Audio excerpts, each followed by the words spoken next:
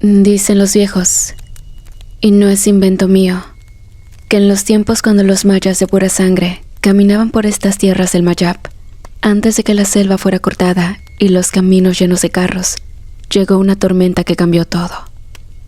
Fue en Tulún, ese rincón donde la selva abraza el mar, y las piedras cuentan historias de dioses y guerreros. Esa noche, el cielo estaba tan oscuro que parecía que los dioses habían apagado las estrellas. El viento soplaba como si quisiera arrancar las palmas de raíz, y las olas golpeaban los arrecifes con una fuerza que hacía temblar la tierra. Los pescadores que vivían cerca de la costa se encerraron en sus chozas rezando a Lachak, el dios de la lluvia, para que calmara su enojo. Cuentan que en medio de ese caos apareció un barco enorme, uno como nadie aquí había visto. No era una canoa ni una balsa como las que usaban los antiguos. Era una cosa extraña, con velas que se alzaban como fantasmas y maderas crujientes que parecían gritar con cada golpe de las olas. El barco se acercó demasiado a los arrecifes y no aguantó. Las olas lo partieron como si fuera de papel y los restos quedaron esparcidos por la costa. Cuando amaneció, la tormenta se había ido, pero el mar dejó su rastro. Los pescadores encontraron maderas flotando, cofres destrozados y telas extrañas embarradas en la arena. Pero lo que más sorprendió no fueron los restos del barco, sino lo que salió de ellos. Eran 7 mujeres, 7, todas envueltas en mantos oscuros que cubrían su piel pálida como la cera de una vela. No caminaban bajo el sol, esperaron a que las nubes densas de la tormenta bloquearan la luz para moverse. Aún así, se cubrían con sombreros de ala ancha y telas que tapaban sus rostros. Nadie había visto mujeres así. Sus ropas eran de una elegancia extraña, como si pertenecieran a un reino lejano. Oscuras, con bordados que parecían relatar historias en cada hilo. Los pescadores, creyendo que eran sobrevivientes, no dudaron en ayudarlas. ¿Cómo iban a pensar que traían algo más que naufragio y desgracia? Les ofrecieron agua, comida y un refugio en el pueblo. Pero las mujeres no hablaron mucho. Apenas susurraban entre ellas en un idioma que no se entendía, un murmullo que sonaba como si el viento estuviera contando secretos al oído. Y saben, aquella misma noche, las cosas empezaron a sentirse extrañas. Dicen que los animales estaban inquietos, que los perros lloraban mirando hacia el mar y que las aves se negaban a entrar a los árboles cercanos. Los ancianos, como la vieja Shunan, notaron algo en las mujeres que les dio escalofríos. Decían que sus ojos eran como carbones encendidos y su presencia traía un frío que helaba los huesos. Cuando todos se retiraron a sus casas, algunos escucharon algo en la selva. Pasos suaves, risas lejanas, como si alguien estuviera caminando entre los árboles. Otros juraron ver sombras largas que cruzaban el pueblo, aunque no había luna para proyectarlas. Al pasar de los siguientes días, se cuenta que todo parecía tranquilo al principio. Los campesinos seguían su vida, cuidando sus milpas. Pero más tarde, cuando ya no había luz en el cielo y las estrellas estaban escondidas tras las nubes, empezaron los ruidos en la selva. Primero como si algo pesado moviera las ramas, luego como si animales chillaran, pero no eran jaguares ni monos, sino un sonido más agudo, como un lamento, largo y seco. Balaam, un cazador que vivía cerca del templo del dios del viento, salió a revisar sus trampas. Llevaba un arco y su machete, como siempre. Dicen que en la oscuridad del monte se topó con algo que nunca había visto, un venado tirado, pero no estaba comido como lo dejaría un jaguar. No, señor. El animal no tenía heridas profundas ni sangre, nada más 2 agujeros en el cuello, como si algo lo hubiera mordido con cuidado. Y lo peor, estaba seco, sin una gota de sangre en todo el cuerpo. Balán volvió corriendo al pueblo y les contó a los demás, pero muchos no le creyeron. Decían que era cosa de espíritus o que el venado estaba enfermo. Pero luego, más tarde, esa misma noche, otro hombre encontró un pavo muerto de la misma manera, con esos agujeros en el cuello. Ahí empezaron a murmurar entre ellos que algo raro estaba pasando, pero nadie se atrevía a señalar a las mujeres porque no tenían pruebas.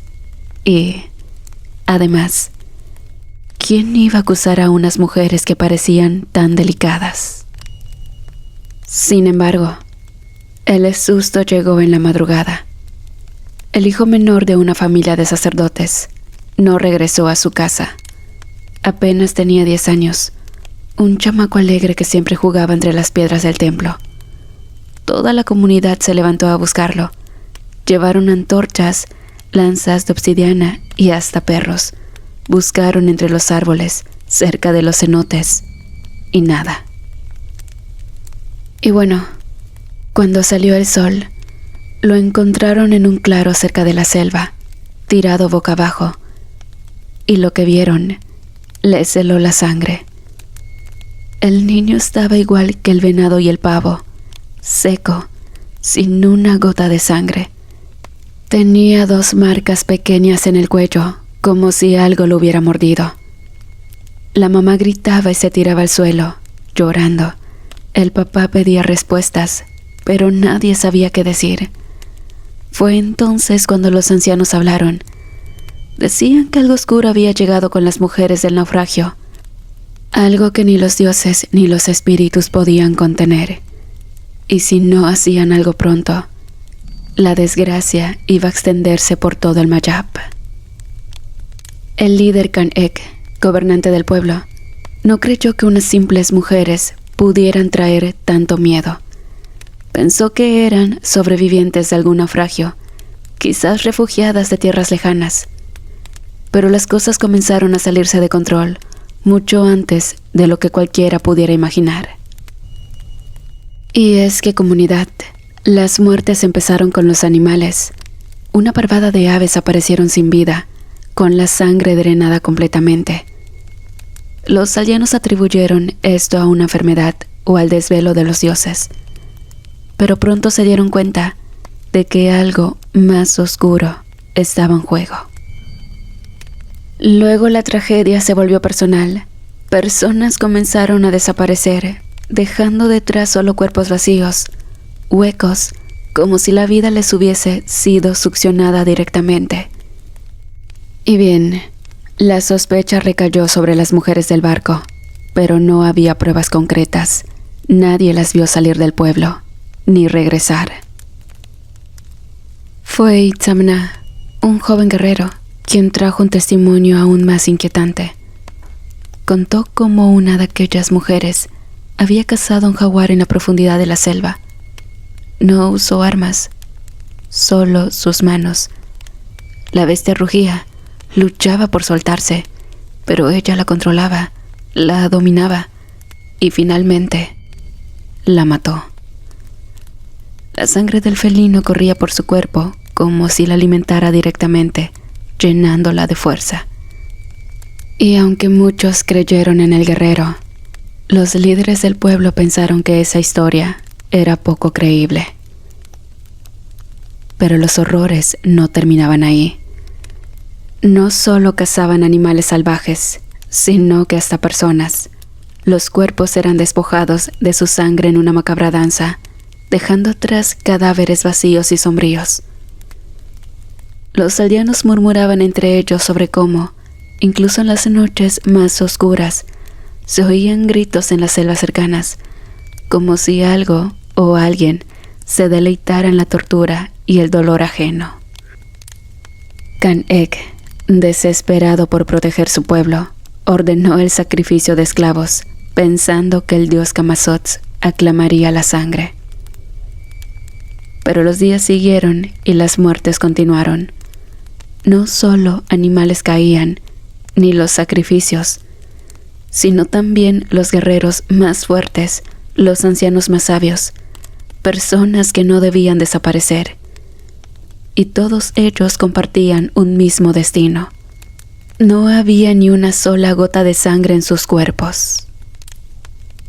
Finalmente, fue un guerrero distinto quien relató una escena aún más perturbadora.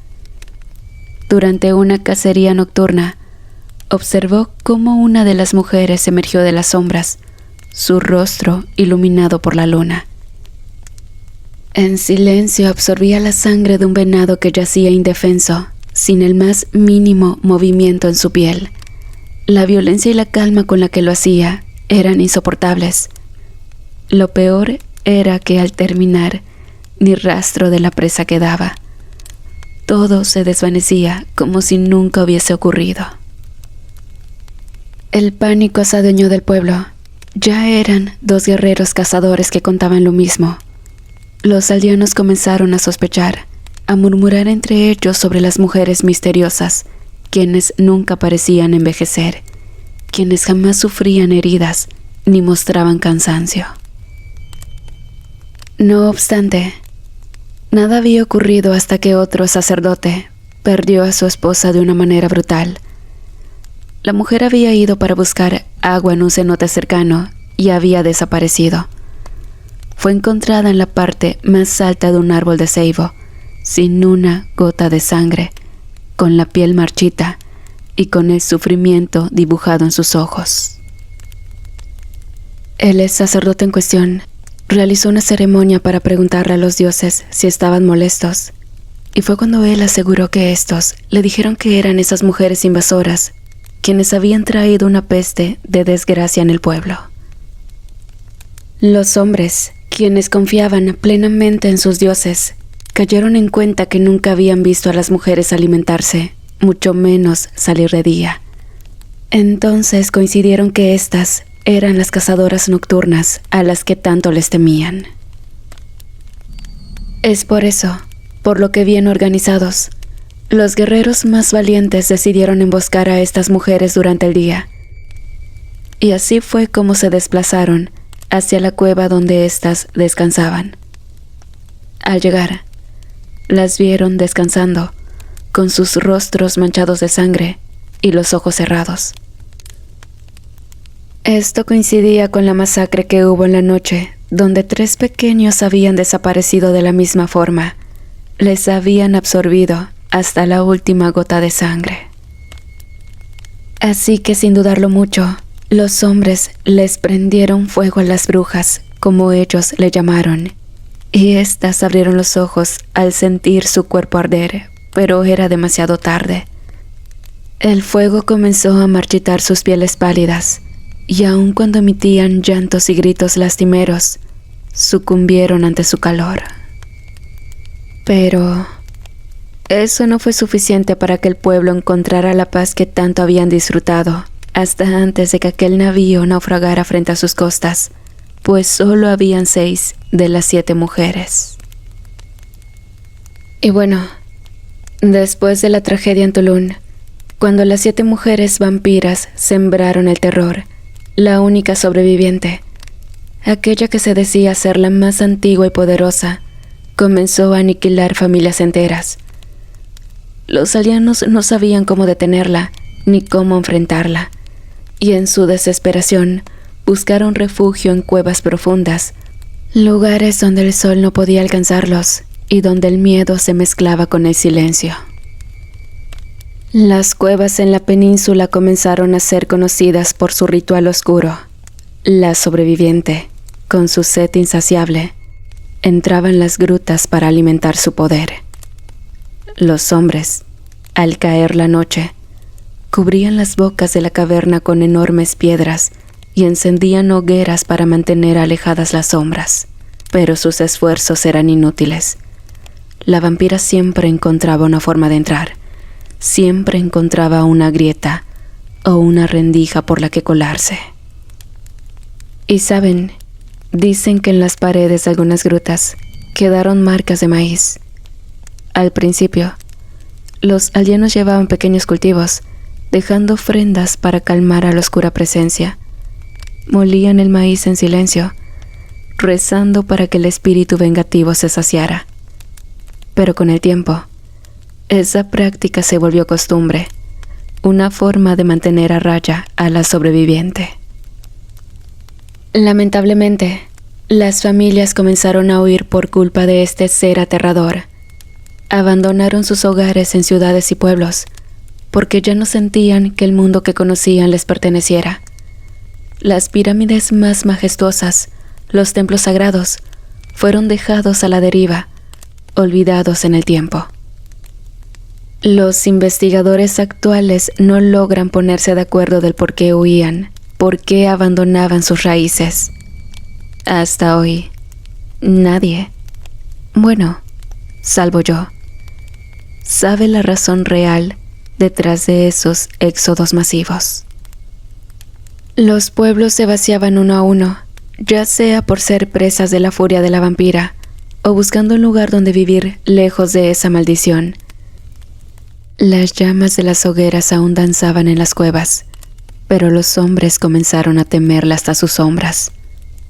Incluso se cuenta que los asesinatos, hasta entre familiares, fueron en aumento, pues la desconfianza creció como un mal que le llega a todos, uno por uno, sin excepción. Fue en un pueblo cercano a las ruinas de Uxmal donde ocurrió una de las tragedias más grandes. Los aldeanos, desesperados por proteger a sus familias, se refugiaron en la pirámide más alta. Cerraron cada entrada con piedra y barro, sellando cada paso. Pero, aunque los muros eran altos y las puertas sólidas, la vampira los encontró. La voz helada de su risa resonó en los muros, un eco que penetraba los corazones, y llenaba de pavor a todos quienes la escuchaban. Y es que dentro de la pirámide, los hombres y mujeres rezaban, implorando a los dioses por ayuda. Pero el poder de los dioses parecía ausente, imponente ante el mal que venía con la noche. Las huellas ensangrentadas de la vampira aparecieron en las paredes de la pirámide, marcas que nunca fueron borradas, y aunque se intentó restaurar los templos, nunca regresaron a su esplendor anterior. La sombra de la sobreviviente continuó acechando, incluso después de su muerte. O al menos, eso es lo que cuentan los más antiguos. Algunas ciudades fueron completamente abandonadas, sus habitantes llevados por el terror hasta lugares tan lejanos como Xcaret o Calakmul, donde los guerreros más valientes y sabios intentaron organizar la defensa. Sin embargo, incluso allí, el miedo era respirable. Es por esto que hasta el día de hoy, muchas pirámides, aunque bellas y majestuosas, son misterios sin resolver. Pero el mal dejó una huella imborrable en esas maravillosas construcciones. Y bien, en cuanto a la vampira, se cuenta que los guerreros más poderosos, incluso de clanes rivales, se unieron con el fin de derrotar al mal, haciendo uso de su entrenamiento adiestrado y su experiencia en batalla. Se dice que muchos de ellos lograron dar con la vampira y causarle muerte, dejando su cuerpo herido y en muchas ocasiones destrozado. Pero esto no era suficiente, pues al pasar de los días las masacres proseguían y regresaban con más crueldad, haciendo ríos de sangre por las calles, en las que se podía observar cadáveres destrozados de animales y familias enteras. Pueblos enteros se resignaron, pero cuando menos lo esperaban, el ataque de la vampira cesó. En esos momentos, los sacerdotes se atribuyeron de esto, y muchos de ellos aprovecharon para hacerse gobernantes, pues narraban canciones de cómo por medio de visiones con los dioses, veía cómo estos acababan con el terrible mal. Otros aseguraban que guerreros ancestrales como el dios Kukulcán reencarnaba en ellos y los proveía de poderes para poder enfrentar y acabar con esa mujer extranjera sedienta de sangre. Los más incrédulos se basan en teorías menos exóticas. En los encuentros entre guerreros se contaba que posiblemente la mujer se había ido hacia su verdadero hogar después de cumplir con la venganza por el asesinato de sus hermanas.